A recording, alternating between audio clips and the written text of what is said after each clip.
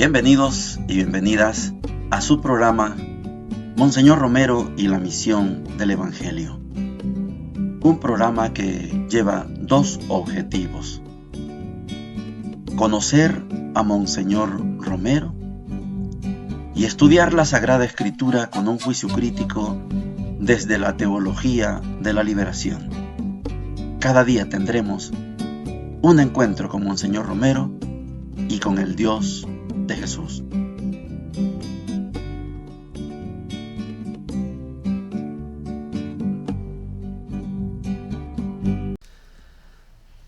Hola, ¿qué tal? Este es su programa Monseñor Romero y la misión del Evangelio. Es jueves 26 ya de junio, y es un día para dar por finalizado, en primer lugar, la homilía de Monseñor Romero. Hoy vamos a terminar esta homilía del 10 de junio de 1979, y también hoy vamos a finalizar el Sermón de la Montaña.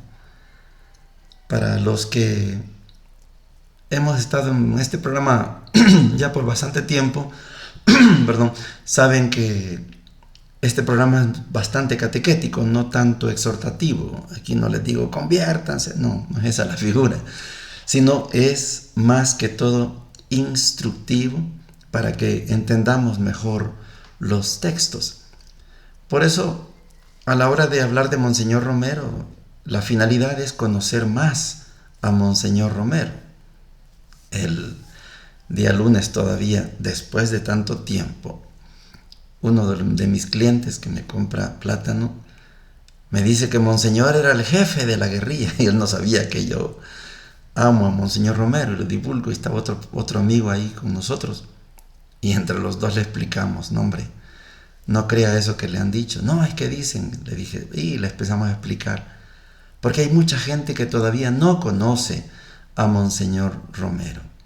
Hoy vamos a escuchar de él ya el tercer pensamiento ya, donde él afirma que por medio del Espíritu Santo, usted y yo nos hacemos de la familia, nos hacemos hijos de Dios, nos hacemos miembros de esa familia. Bonita manera de terminar esta disertación de Monseñor sobre la Santísima Trinidad. Por medio del Espíritu Santo nos hacemos familia. Oigamos a Monseñor. Y por último, queridos hermanos, el tercer pensamiento: el Padre y el Hijo envían al Espíritu Santo, y la segunda lectura nos habla de esa humanidad admitida a la familia de Dios. Cómo se siente dichoso y agradecido el hijo de un pobre que ha sido adoptado por una familia que le va a dar todos sus estudios y le va a hacer todo lo que quiera para el desarrollo de su personalidad. Pero ¿qué es esto que una pálida imagen de lo que es la obra del Espíritu de Dios, que vino a adoptar, es decir, a invitar a los hombres? ¿Quieren ustedes pertenecer a ese proceso trinitario? ¿Quieren ustedes que esa vida del Padre, del Hijo y del Espíritu Santo, que es unidad, que es comunión, que es amor, que es entrega, que es luz, vuelva aquí también y haga de los hombres también amor, unidad, entrega, comunión, generosidad?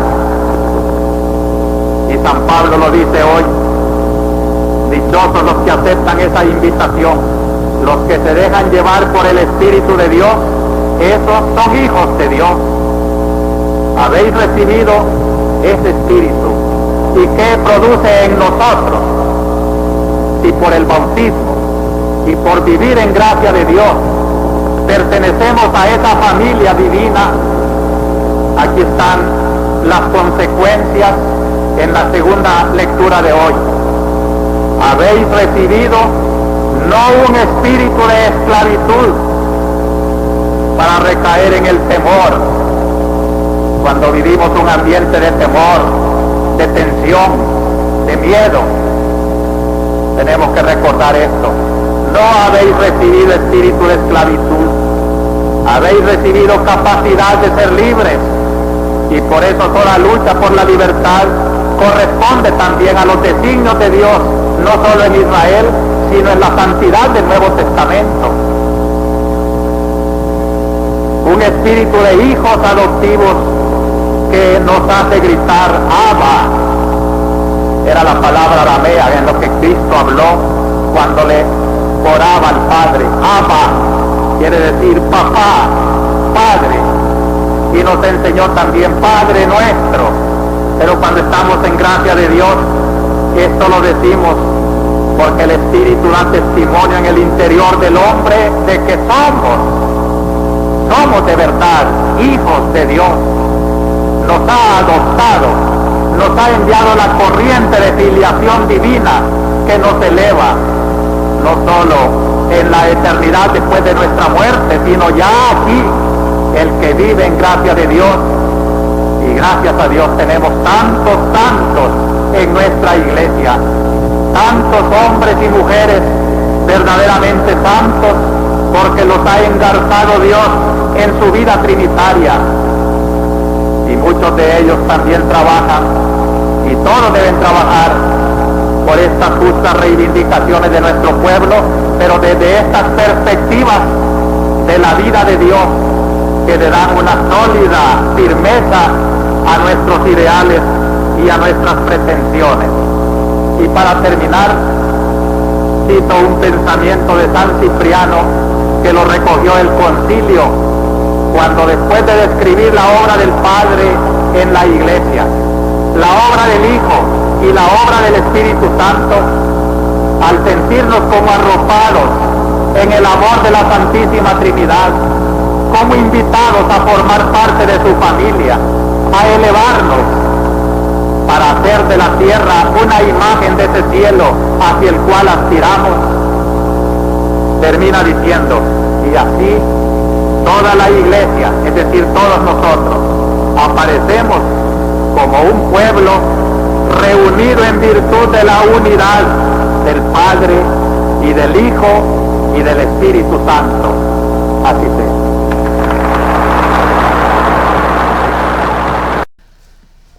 Quiero detenerme en dos conceptos de esta parte final de la homilía de Monseñor Romero. Siempre, como les decía, en función catequética. No quiero polemizar en absoluto, peor con Monseñor Romero, no, ni con la iglesia institución, no. Pero quiero señalar dos puntos. El primero, Monseñor Romero en esta parte final habla de que el Padre y el Hijo envían el Espíritu Santo. Recuerde que esta es la concepción de Hechos de los Apóstoles, capítulo 2.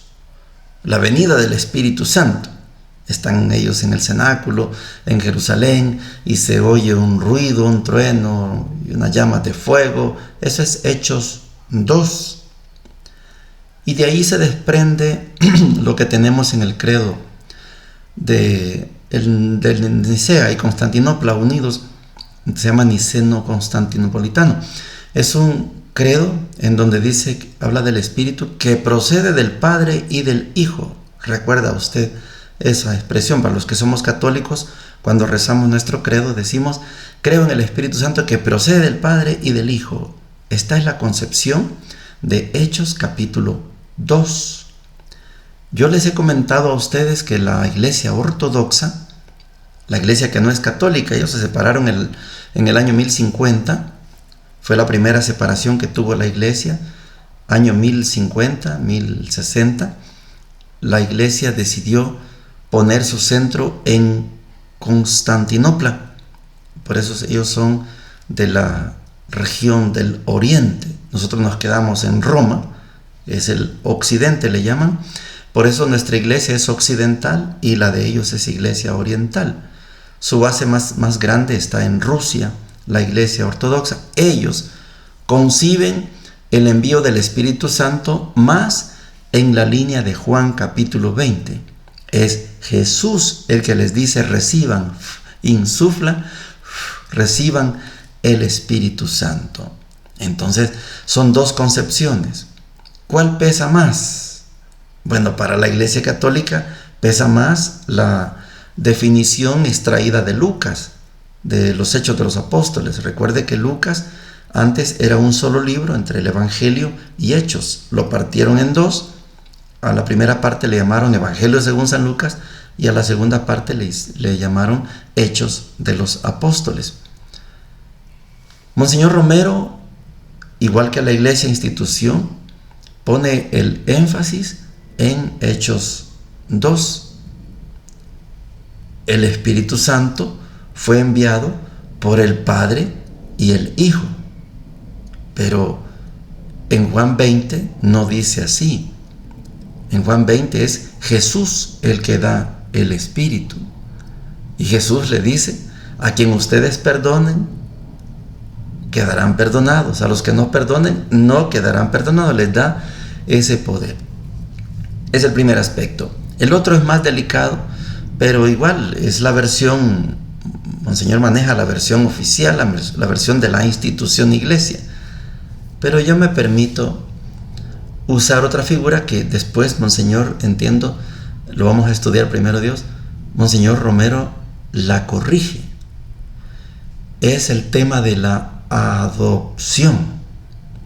Pone el ejemplo de ese niño pobre que lo adopta una familia de más recursos y le garantizan estudio y desarrollo, pero es un hijo adoptivo, y Monseñor usa la figura de este muchacho, niño, que es adoptado, y dice: y disfruta de los bienes de esa familia.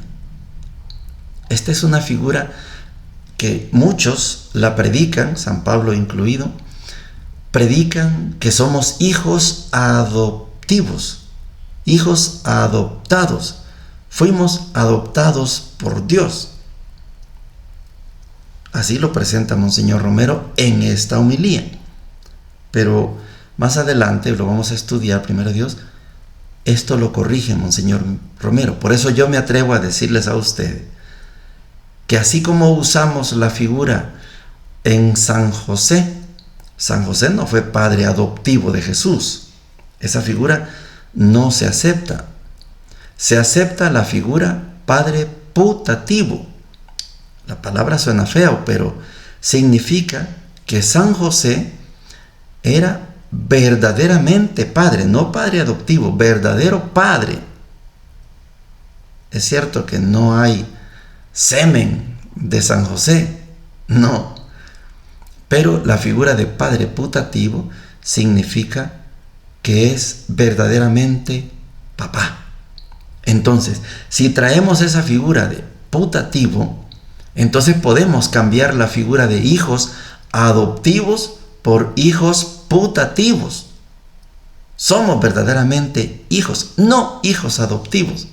Es que la figura de Jesús como hijo del Padre, cuando nos enseñó a rezar, ya sea en Mateo como mandamiento o en Lucas como oración, nos enseñó a cambiar la imagen de ese Dios del Antiguo Testamento, un Dios del fuego, un Dios del trueno, un Dios de los ejércitos, un Dios de las alianzas, y nos enseñó a que le dijéramos Abba, papá, papito, papayito, papacito.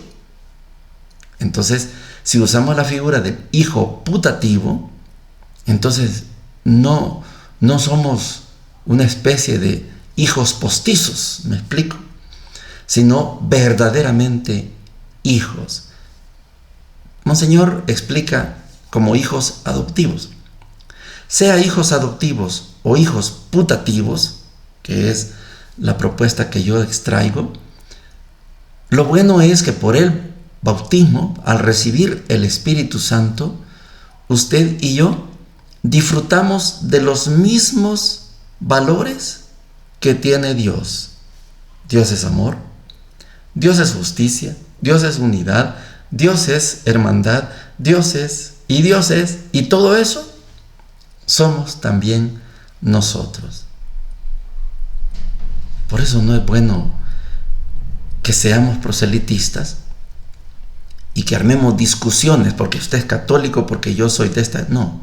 No es necesario, porque los dones, los méritos, las virtudes de Dios también tienen que ser virtudes de nosotros. Si Dios es amor, entonces yo amo.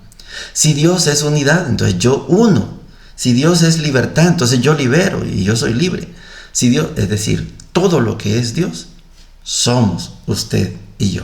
Es la parte final de esta homilía, que yo estoy seguro que la hemos disfrutado desde el principio, cuando hablamos de el Espíritu de Dios que nos presenta al Hijo y nos presenta al Padre y nos presenta al Espíritu Santo. Estudiamos el Dios de nuestros padres, el Dios del Antiguo Testamento. Estudiamos el Dios de Jesucristo, este Dios en la realidad ahí. Y ahora estamos viendo cómo nos convertimos en familia por el bautismo.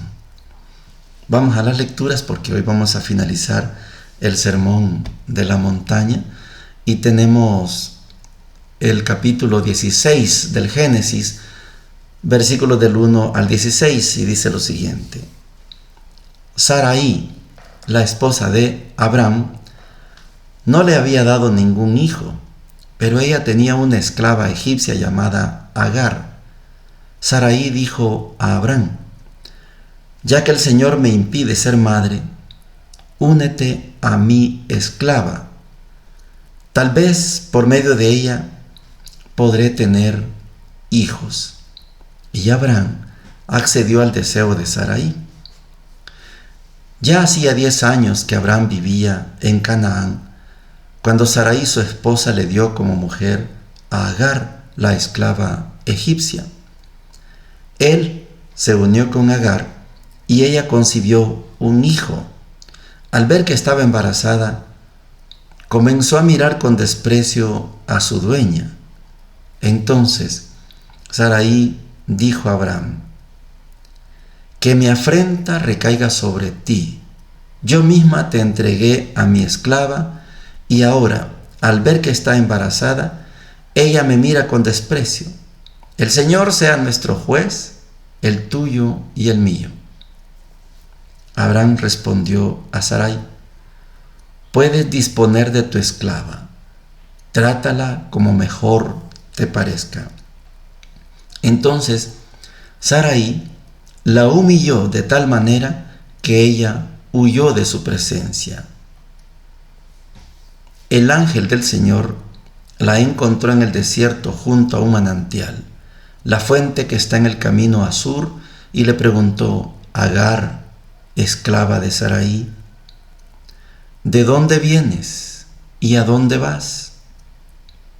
Estoy huyendo de Sarai, mi dueña, le respondió ella. Pero el ángel del Señor le dijo: vuelve con tu dueña y permanece sometida a ella. Luego añadió: yo multiplicaré de tal manera el número de tus descendientes que nadie podrá contarlos. Y el ángel del Señor le siguió diciendo: tú has concebido y darás a luz un hijo, al que llamarás Ismael, porque el Señor ha escuchado tu aflicción. Más que un hombre, será un asno salvaje. Alzará su mano contra todos, y todos la alzarán contra él, y vivirá enfrentado a todos sus hermanos. Después, Agar dio a Abraham un hijo, y Abraham lo llamó Ismael. Cuando Agar lo hizo padre de Ismael, Abraham tenía 86 años. Palabra de Dios, te alabamos, Señor. Tenemos que trasladarnos a la época de la que nos está hablando el Génesis capítulo 16. Estamos aproximadamente 1850 años antes de Cristo. Estamos en el contexto de la cultura mesopotámica y la cultura egipcia. Las dos culturas permiten la esclavitud. Abraham tenía esclavos, tenía criados que eran esclavos, los pastores, dice el texto. Agar, que es una mujer, Agar es una mujer egipcia, es esclava de otra mujer que se llama Sarai. Sarai es de Mesopotamia, de Ur, de los caldeos, de donde viene Abraham. El hombre, Abraham, puede tener esclavos, la mujer puede tener esclavas. Idea de Sarai. Sarai quiere que Abraham no muera sin tener hijos.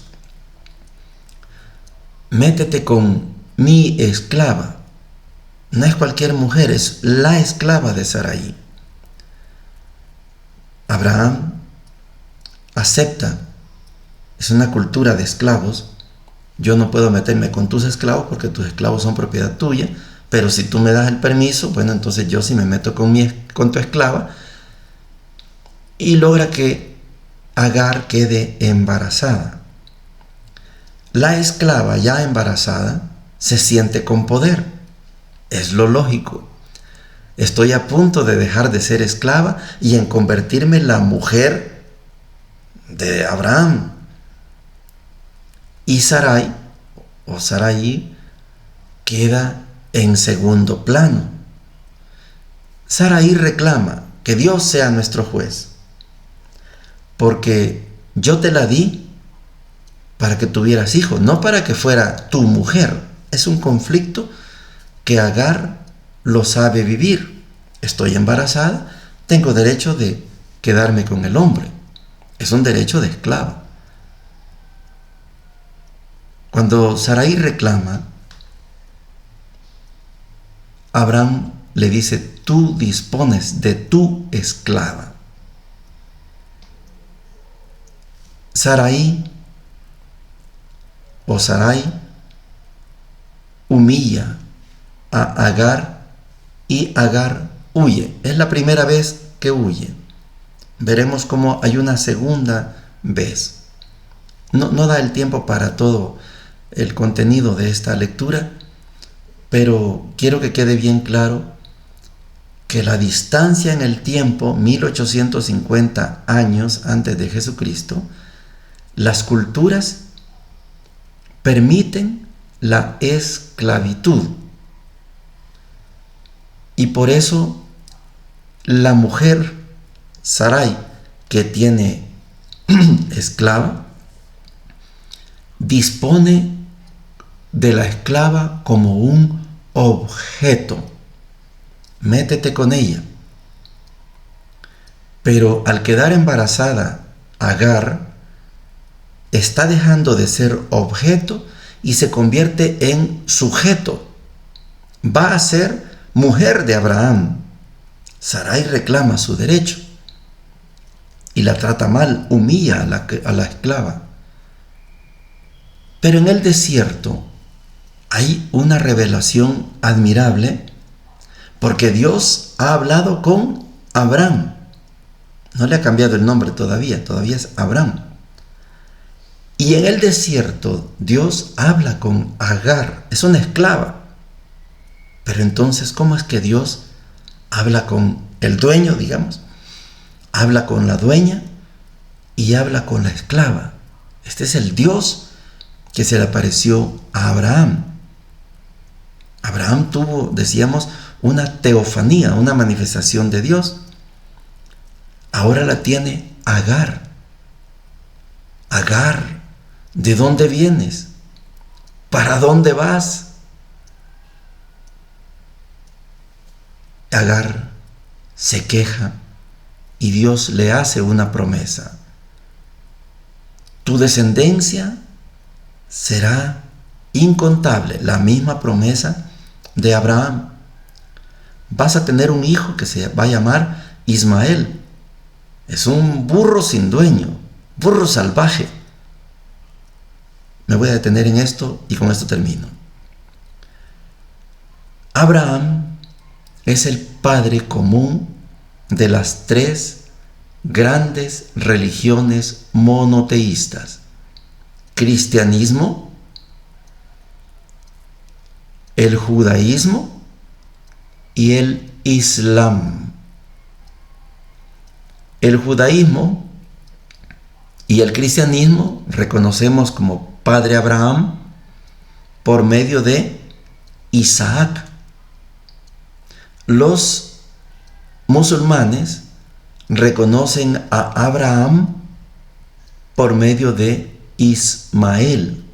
Son los ismaelitas, son los musulmanes.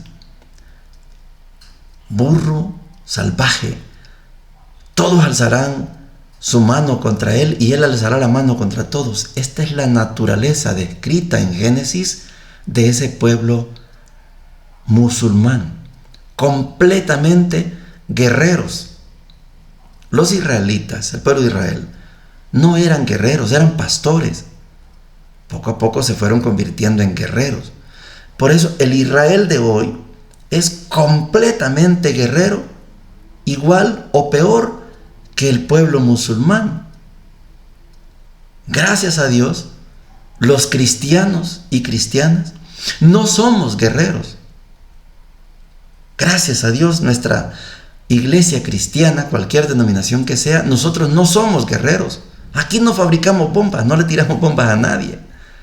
Pero los musulmanes y los judíos, actuales judíos, claro que son guerreros. Por eso ellos viven en permanente conflicto. Renunciaron a ser pastores y se convirtieron en guerreros. Esta es la historia del Antiguo Testamento. No da el tiempo, como les digo, pero dejo planteado esto. Agar es mamá de Ismael y Dios la bendice. Por eso surge ese grupo de personas que se llaman los ismaelitas, que son la corriente de los musulmanes. Vamos al Evangelio, lástima que no da más tiempo. Vamos al Evangelio hoy, parte final. Terminamos el Evangelio de Mateo, capítulo 7, versículos 21 al 29. Dice lo siguiente: Jesús dijo a sus discípulos: no son los que me dicen Señor, Señor, los que entrarán en el reino de los cielos, sino los que cumplen la voluntad de mi Padre que está en el cielo. Muchos me dirán aquel día: Señor, Señor, ¿acaso no profetizamos en tu nombre? ¿No expulsamos a los demonios e hicimos muchos milagros en tu nombre? Entonces yo les manifestaré: jamás los conocí, apártense de mí, ustedes los que hacen el mal. Así, todo el que escucha las palabras que acabo de decir y las pone en práctica, puede compararse a un hombre sensato que edificó su casa sobre roca. Cayeron las lluvias, se precipitaron los torrentes, soplaron los vientos y sacudieron la casa. Pero ésta no se derrumbó porque estaba construida sobre roca. Al contrario, el que escucha mis palabras y no las practica puede compararse a un hombre insensato que edificó su casa sobre arena. Cayeron las lluvias, se precipitaron los torrentes, soplaron los vientos y sacudieron la casa. Esta se derrumbó y su ruina fue grande. Cuando Jesús terminó de decir estas palabras, la multitud estaba asombrada de su enseñanza, porque él les enseñaba como quien tiene autoridad y no como sus escribas. Palabra del Señor. Gloria y honor a ti, Señor Jesús. Se acabó el sermón de la montaña. Termina Jesús diciendo: esta ley que yo traigo no consiste en que usted aprenda a decir Señor, Señor, sino en poner en práctica todo lo que les he enseñado. Esta es la conclusión del Sermón de la Montaña. No les he enseñado a que digan Señor, Señor, Señor, Señor. Les he explicado cómo era la ley antes, la ley de Moisés, y cómo debe ser la ley hoy. Esta aseveración que estoy tratando de explicar, no muchos la comprenden, y yo lo respeto, pero estoy seguro que la mayoría, y estoy hablando de todos ustedes, católicos y no católicos, estoy seguro que la mayoría no le quita el valor a los 10 mandamientos de la ley de Dios dadas por Moisés. Pesa más esos 10 mandamientos que los mandamientos que nos acaba de entregar Jesús en el Sermón de la Montaña. Eso estoy seguro, seguro, seguro. Pesa mucho más los 10 mandamientos que la ley de Jesús.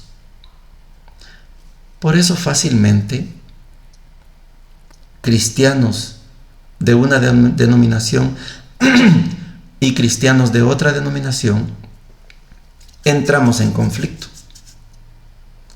Porque los testigos de Jehová quieren que yo me rinda ante Jehová, ante el Dios del Antiguo Testamento.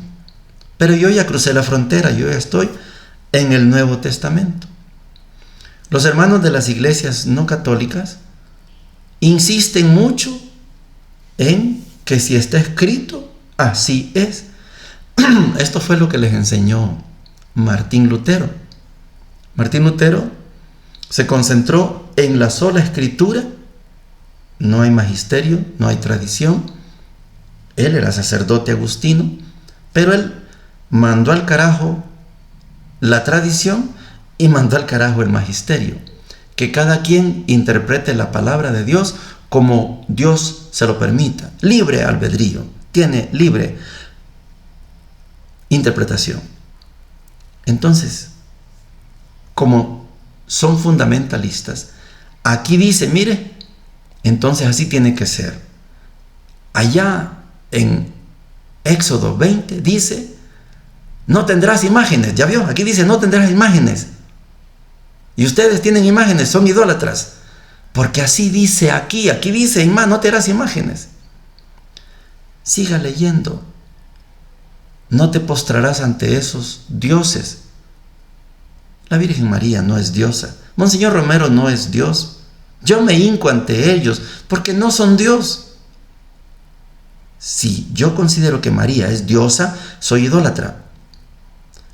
Monseñor Romero, Dios, entonces soy idólatra. No, Dios es solo uno. Pero no consiste la ley de Jesús en aprender a decir Señor, Señor. Traduzcámoslo, aleluya, amén. No, no se trata solo de eso. Se trata de poner en práctica lo estudiado, lo dictado. Cuando Jesús terminó, la muchedumbre estaba admirada porque hablaba con autoridad, no como los escribas.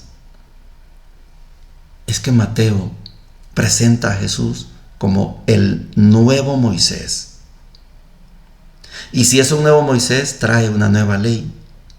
Y si trae una nueva ley, es que está formando un nuevo pueblo. Y ese nuevo pueblo es la iglesia. La gente termina admirada. No sé cómo terminó usted. ¿Está admirado?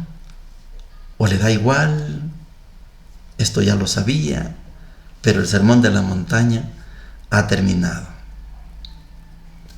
Bendiciones para todos y para todas. Hemos presentado Monseñor Romero y la misión del Evangelio. Hasta la próxima.